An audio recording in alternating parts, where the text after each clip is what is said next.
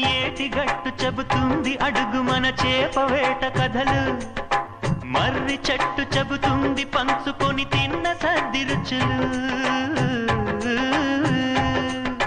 చెరుకు తోట చెబుతుంది అడుగు ఆనాటి చిలిపి పనులు, టెంట్ హాల్ చెబుతుంది ఎన్టీఆర్ స్టంట్ బొమ్మ కథలు, పరుగెడుతూ పడిపోతూ ఆ నూతుల్లో ఈత కొడుతూ ఎన్నేళ్ళో గడిచాయి ఆ గురుతులనే విడిచాయి.